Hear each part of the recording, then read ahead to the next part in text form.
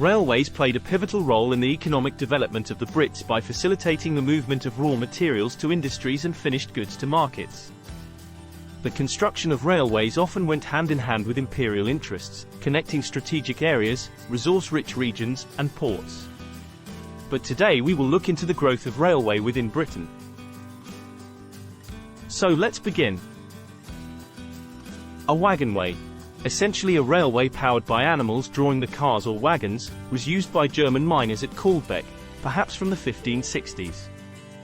As early as 1671, railroads were in use in Durham to ease the conveyance of coal.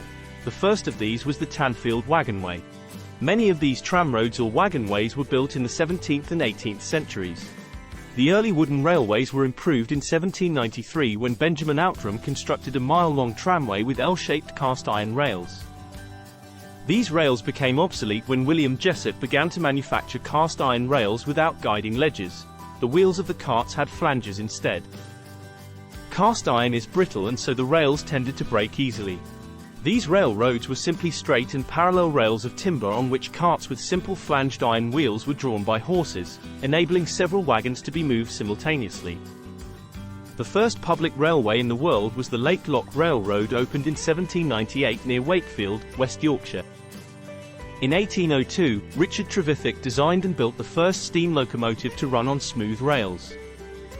The first passenger-carrying public railway was opened by the Swansea and Mumbles Railway at Oystermouth in 1807, using horse-drawn carriages on an existing tram line. The first commercially successful steam locomotive was built in 1812 by John Blenkinsop and Matthew Murray for the 4-feet gauge Middleton Railway. In 1813, William Headley and Timothy Hackworth designed a locomotive, named Puffing Billy, for use on the tramway between Stockton and Darlington. A year later, George Stephenson improved on that design with his first locomotive, Blucher, which was the first locomotive to use single-flanged wheels. In 1820, John Birkinshaw introduced a method of rolling wrought iron rails, which were used from then onwards. In 1921, the Stockton and Darlington Railway appointed Stephenson as engineer. While traffic was originally intended to be horse-drawn, Stephenson carried out a fresh survey of the route to allow steam haulage. The Act was subsequently amended to allow the usage of steam locomotives and also to allow passengers to be carried on the railway. The 40 kilometers long route opened on the 27th of September 1825, with the aid of Stephenson's Locomotion No. 1, which was the first locomotive-hauled public railway in the world. In 1830, the Liverpool and Manchester Railway opened. This set the pattern for modern railways. It was the world's first intercity passenger railway and the first to have scheduled services and terminal stations as we know them today. In 1836, at the Liverpool end, the line was extended to Lime Street Station in Liverpool's city centre via a 1.1-mile-long tunnel. Many of the first public railways were built as local rail links operated by small private railway companies.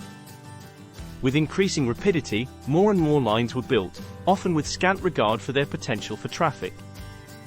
The 1840s were by far the biggest decade for railway growth. In 1840, railway lines in Britain were scattered, but, within 10 years, a virtually complete network had been laid down and the vast majority of towns and villages had a rail connection. The period also saw a steady increase in government involvement, especially in safety matters, like the enactment of Act for Regulating Railways, which empowered the Board of Trade to appoint railway inspectors. At the same time, the Railway Inspectorate was established, to inquire into the causes of accidents and recommend ways of avoiding them. In 1840s, William Ewart Gladstone, who later became PM of Britain, had proposed the nationalisation of railways. As early as 1844, a bill had been put before Parliament suggesting the state purchase of the railways, although this was not adopted. It did, however, lead to the introduction of minimum standards for the construction of carriages and the compulsory provision of third-class accommodation for passengers, the so-called parliamentary trains. However, the railway companies ceased to be profitable after the mid-1870s, which amplified the demand for nationalisation. During the First World War, the entire network was brought under government control, after which a number of advantages of amalgamation and planning were revealed. But it was not until Railway Act 1921, also known as Grouping Act, the railway continued to operate as individual entity. However, The Conservative members of the wartime coalition government resisted calls for the formal nationalization of the railways. On the 1st of January 1923, almost all the railway companies were grouped into the Big Four: the Great Western Railway, the London and North Eastern Railway, the London, Midland and Scottish Railway, and the Southern Railway Companies. The competition from road transport during the 1920s and 1930s greatly reduced the revenue available to the railways, even though the needs for maintenance on the network had never been higher, as investment had been deferred over the past decade. The Salter Report of 1933 finally recommended that road transport should be taxed directly to fund the roads, and increased vehicle excise duty and fuel duties were introduced. Although these road pricing changes helped their survival, the railways entered a period of slow decline, owing to a lack of investment and changes in transport policy and lifestyles.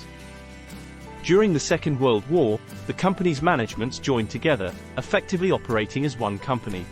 Assisting the country's war effort put a severe strain on the railway's resources, and a substantial maintenance backlog developed. After 1945, for both practical and ideological reasons, the government decided to bring the rail service into the public sector. From the start of 1948, the railways were nationalised to form British Railways under the control of the British Transport Commission. Though there were few initial changes to the service, usage increased and the network became profitable. Regeneration of track and stations was completed by 1954. Rail revenue fell and, in 1955, the network again ceased to be profitable. The mid-1950s saw the introduction of diesel and electric rolling stock to replace steam in a modernisation plan costing many millions of pounds, but the expected transfer back from road to rail did not occur and losses began to mount. The desire for profitability led to a major reduction in the network during the mid-1960s. This policy resulted in many branch lines and secondary routes being closed because they were deemed uneconomic. The closure of stations serving rural communities removed much feeder traffic from mainline passenger services. The closure of many freight depots that had been used by larger industries such as coal and iron led to much freight transferring to road haulage. The closures were extremely unpopular with the general public at that time and remained so today. Passenger levels decreased steadily from the late 50s to late 70s. Passenger services then experienced a renaissance with the introduction of the high-speed intercity trains in the late 1970s and early 1980s. The 1980s saw severe cuts in government funding and above-inflation increases in fares, but the service became more cost-effective. Following sectorisation of British Rail, Intercity became profitable. It became one of Britain's top 150 companies operating city centre to travel across the nation, like from Aberdeen and Inverness in the north to Poole and Penzance in the south. Between 1994 and 1997, British Rail was privatised. The Conservative government under John Major said that privatisation would see an improvement in passenger services. In the year 2000, due to the Hatfield accident, the rail infrastructure company Railtrack imposed over 1,200 emergency speed restrictions across its network and instigated an extremely costly nationwide track replacement program.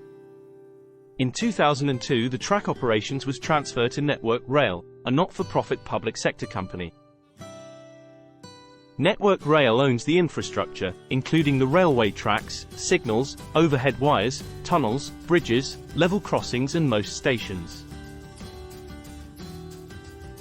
The passenger or commercial freight rolling stock continued to be owned by private enterprises. But since privatisation, numbers of passengers have grown rapidly. By 2014, passenger numbers had expanded to their highest level ever. The railways in Britain have become significantly safer since privatisation and are now the safest as well as costliest in Europe. Between 2016 to 2018, the British railway network has been severely disrupted due to a new change of driver-only operation. As of 2018, government subsidies to the rail industry were roughly 3 times that of the late 1980s. In 2021, it was decided to transfer the rail operation from Network Rail to Great British Railways, which will be completed in 2024. The development of railways was a crucial factor in the success of Britain, including its imperial interests. Railways facilitated transportation of people and material, enabling efficient control and administration of far-flung territories. That's all we have for today.